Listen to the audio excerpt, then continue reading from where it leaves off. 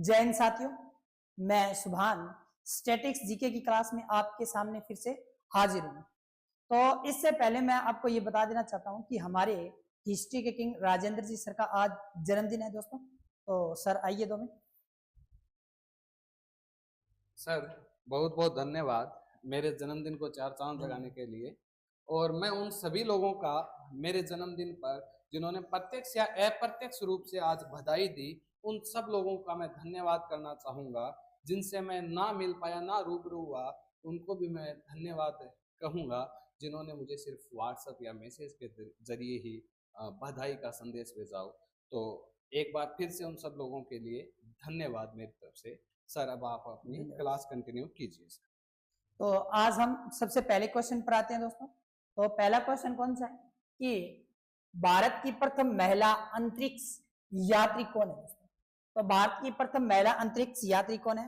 तो इसका सही आंसर कौन सा है दोस्तों? तो रजनीकांत या सुनीता विलियम्स, किरण वर्मा या कल्पना चावला। तो इसका सही आंसर कौन सा है दोस्तों? कल्पना चावला है दोस्तों। ठीक है, तो कल्पना चावला की अगर बात करें तो अंतरिक्ष में उड़ान भरने वाली भारत की प्रथम महिला अंतरिक्ष यात्री कौन है दोस्तों? भारतीय मूल की। तो वो पहली महिला कौन सी है? कल्पना चावला है दोस्तों। जबकि दूसरा व्यक्ति कौन सा है? तो कल्पना चावला है। यानी पहले भारत की ओर से अंतरिक्ष में यात्रा पर जाने वाले व्यक्ति कौन है दोस्तों? तो वो है राकेश शर्मा है दोस्तों। कौन है? राकेश शर्मा। राकेश शर्मा सोवियत अंतरिक्ष यान से उड़ान भरी थी दोस्तों।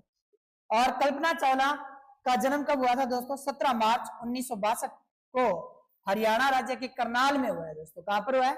हरियाणा राज्य के करनाल में। तो ये मैं आपको बता देना चाहता हूं कि ये दोनों व्यक्ति यानी कल्पना चावला और राकेश शर्मा, ये दोनों ही भारत के लिए अंतरिक्ष में उड़ान भरने के लिए नहीं गए थे। क्योंकि कल्पना चावला गए थे, वो किसकी ओर से गए थे दोस्तों? नासा की ओर से गए थे। किसकी ओर से गए थे? नासा की ओर से। जबकि राकेश शर्मा किसकी ओर से गए थे दोस्तों? सोवियत संघ की ओर से गए थे दोस्तों। किसकी ओर से गए थे? सोवियत संघ की ओर से। लेकिन भारतीय मूल की दूसरी महिला कौन सी है दोस्तों? तो ये भी आपको याद रखना है, सुनीता विलियम्स है दोस्तों। कौन सी है? सुनीता विलियम्स। तो नेक्स्ट क्वेश्चन की बात करें दोस्तों, तो नेक्स्ट क्वेश्चन कौन सा है?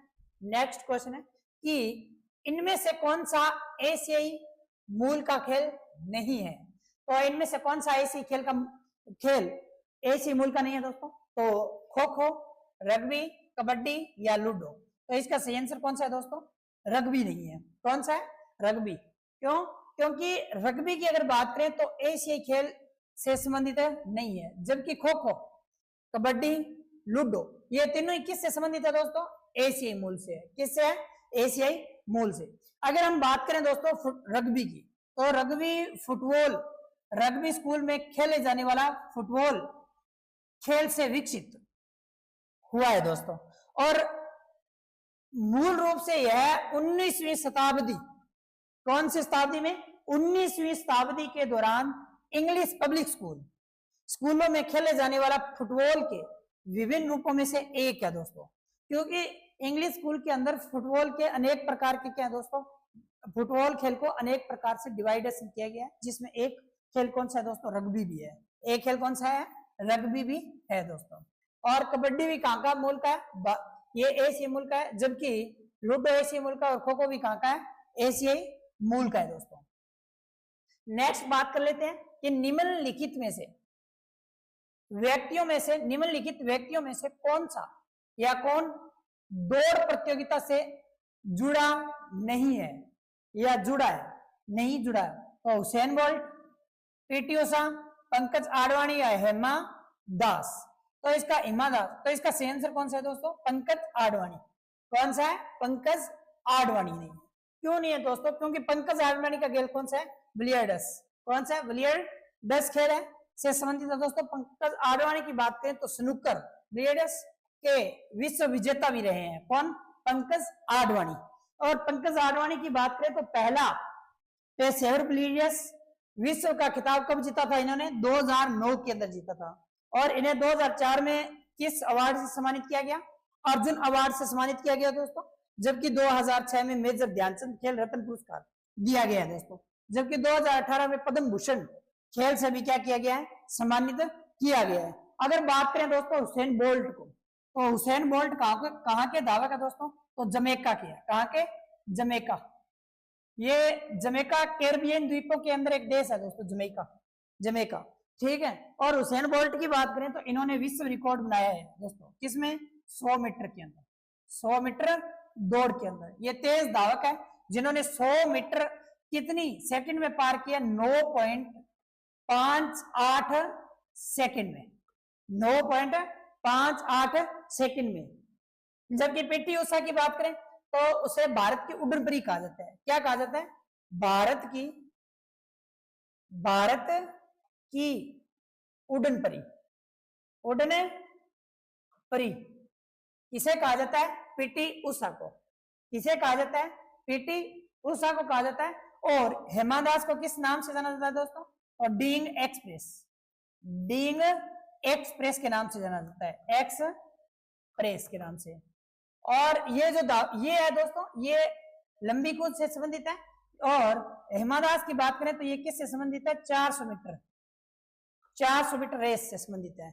और इन्होंने गोल्ड कोस्ट 2018 के अंदर गोल्ड मेडल भी जीता था दोस्तों। इनका जो रिकॉर्ड रहा था 52 पॉइंट समथिंग के अंदर 400 मीटर इन्होंने पार किया था वहां पर, ठीक है। और नेक्स्ट क्वेश्चन की बात करें तो कौन सा है दोस्तों, कि बंकर और चक्कर शब्द निम्नलिखित में से किस खेल से संबंधित है दोस्तों, किस खेल से संबंधित है, ड्रॉट्स या स्कीइंग, पोलो या रोइंग। तो इसका सही आंसर कौन सा है दोस्तों, पोलो है। कौन सा है, पोलो। पोलो की बात करें तो बंकर और चक्कर शब्द पोलो खेल से संबंधित है। किस खेल से, पोलो खेल से संबंधित है। और लेफ्टिनेंट जोसेफ फोर्ड सेरर द्वारा पोलो को आधुनिक पोलो के रूप में औपचारिक रूप दिया गया दोस्तों। कौन सा रूप दिया गया, औपचारिक रूप। इसे इस खेल में 7.5 मिनट के 6 अवधि होती है दोस्तों, जिन्हें चक्कर, चुक्कर या चुक्का कहा जाता है। पोलो घुड़सवारी के खेलों में सबसे पुराना खेल है दोस्तों। तो अगर आपसे पूछा जाए घुड़सवारी खेल में सबसे पुराना खेल कौन सा है दोस्तों, तो कौन सा खेल है, पोलो है दोस्तों। कौन सा है, पोलो खेल है। अब नेक्स्ट क्वेश्चन की अगर बात करें दोस्तों, तो नेक्स्ट क्वेश्चन कौन सा है, मेडन ओवर। कौन सा ओवर, मेडन ओवर किस खेल से संबंधित है, फुटबॉल से या क्रिकेट से या पोलो या रेसलिंग। तो इसका सही आंसर है क्रिकेट, क्योंकि मेडन ओवर किसे कहा जाता है दोस्तों, भी जो बॉल फेंकी जाती है एक बॉलर के द्वारा, तो वो एक ओवर के अंदर कितनी गेंद फेंकता है, 6 गेंद, बिना हिट लगे। और अगर खाली निकलता है बिना हिट के रन बने, अगर आउट खाली निकलता है तो उसे मेडन ओवर कहा जाता है। क्या कहा जाता है, मेडन ओवर कहा जाता है। और क्रिकेट के अंदर अन्य शब्दावली कुछ है, जिसमें पिच है और स्पिन क्रीज है और स्टंप आउट है दोस्तों। नेक्स्ट क्वेश्चन की बात कर लेते हैं। नेक्स्ट क्वेश्चन कौन सा है दोस्तों, राष्ट्रीय राजमार्ग 1 दिल्ली से कहां तक है, जम्मू, श्रीनगर, कोलकाता या फिर अमृतसर। तो इसका सही आंसर कौन सा है, अमृतसर तक है दोस्तों। कहां तक है, अमृतसर तक है। अमृतसर की बात करें तो देखो दोस्तों, राष्ट्रीय राजमार्ग संख्या 1 दिल्ली से अमृतसर तक जाता है। राष्ट्रीय राजमार्ग संख्या 1 दिल्ली से भारत पाक की सीमा अटारी तक जाता है। और इसका रूट दिल्ली, अंबाला, जलंधर, अमृतसर और अटारी तक है दोस्तों। किसका, राष्ट्रीय राजमार्ग 1 का। तो मैं आपको इसके बारे में बता देना चाहता हूं कि एक बार क्वेश्चन पूछा गया था कि प्राचीन भारत में उत्तर पथ का निर्माण किसके द्वारा करवाया गया। उत्तर पथ यानी उत्तरी सड़क का निर्माण किसके द्वारा करवाया गया था, वो आपको याद रखना है, चंद्रगुप्त मौर्य के द्वारा करवाया गया था दोस्तों। किसके द्वारा, चंद्रगुप्त मौर्य के द्वारा। तो ये भी आपको याद रखना है, चंद्रगुप्त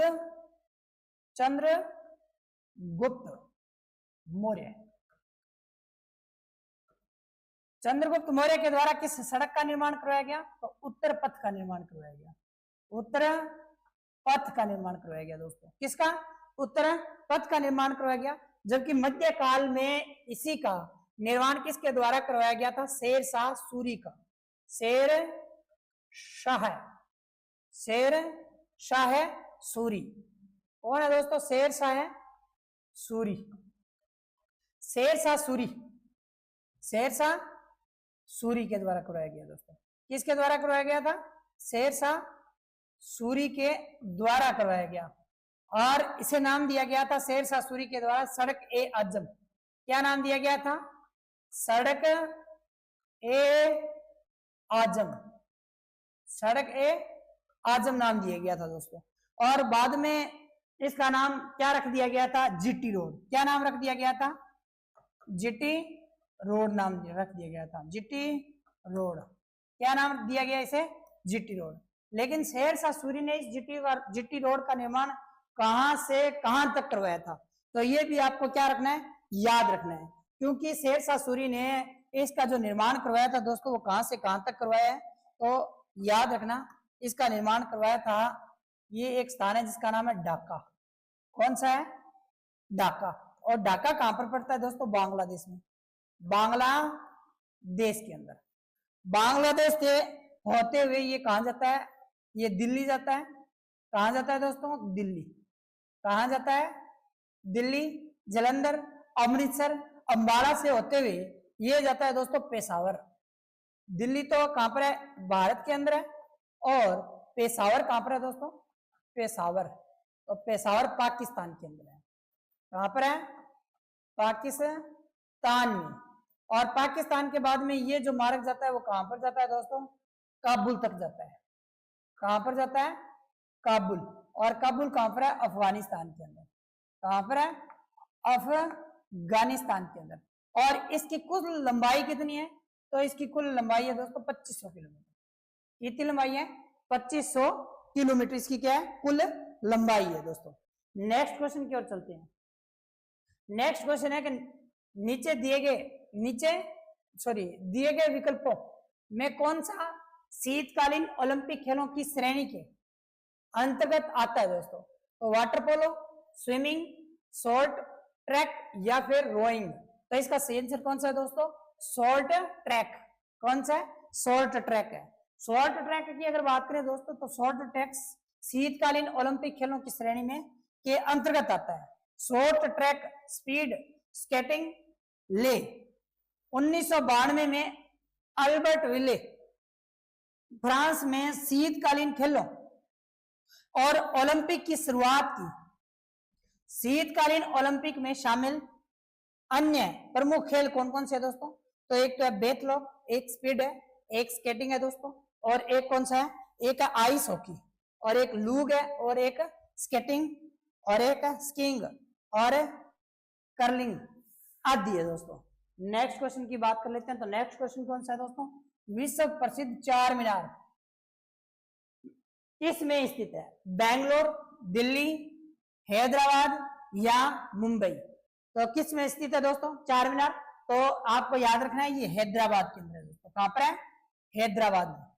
अगर याद रखना दोस्तों कि चार मीनार को किस नाम से जाना जाता है, तो चार मीनार को कहा जाता है भारत की मक्का मस्जिद। भारत की कौन सी मस्जिद? मक्का मस्जिद।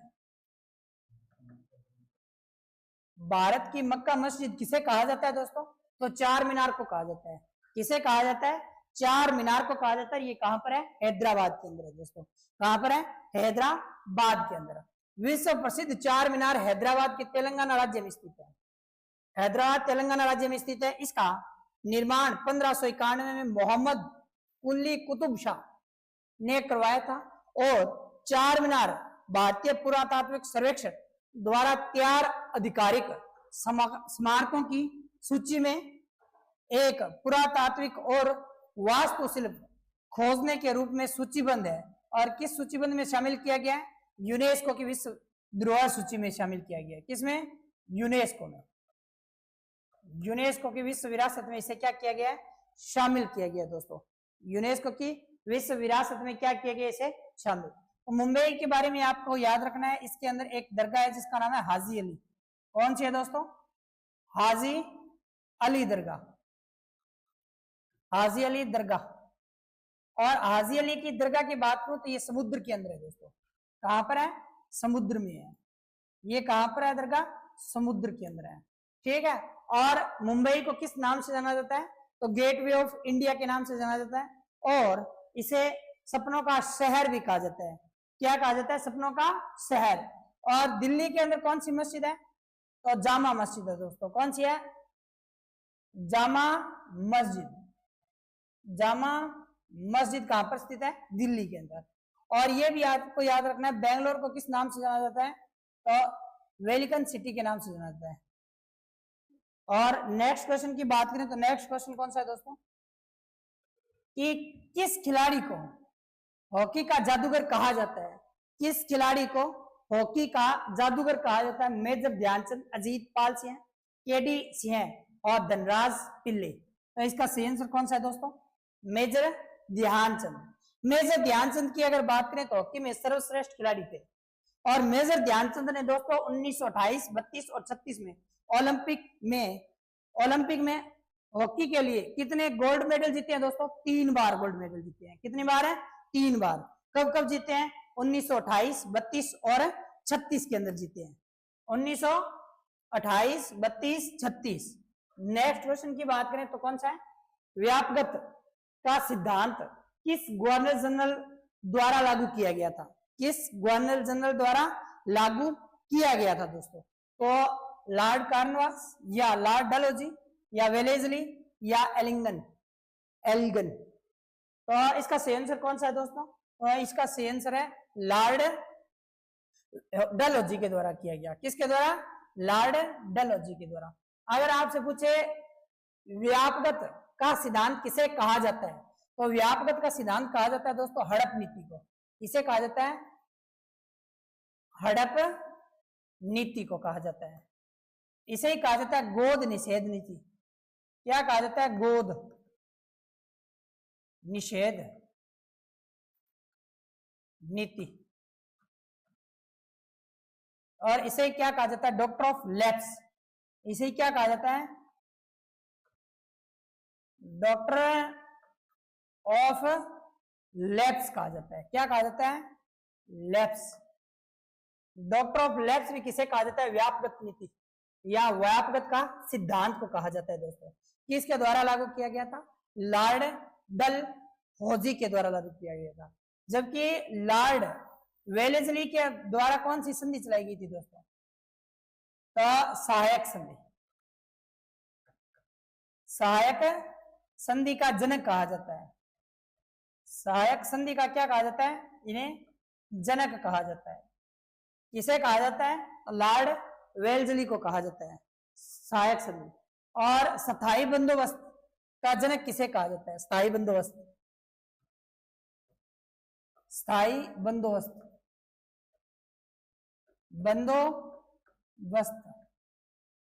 तो स्थायी बंदोबस्त का जनक कॉर्नवालिस को कहा जाता है दोस्तों। किसे कहा जाता है? कॉर्नवालिस को कहा जाता है। और डलहौजी ने क्या कार्य किया था? एक हड़प नीति और एक डगमगाती ट्रेन को चलाया था इसने। इसे ट्रेन।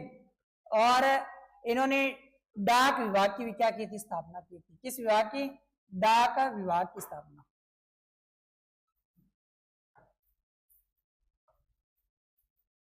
डाक विभाग की भी क्या की थी? उन्होंने स्थापना की थी दोस्तों।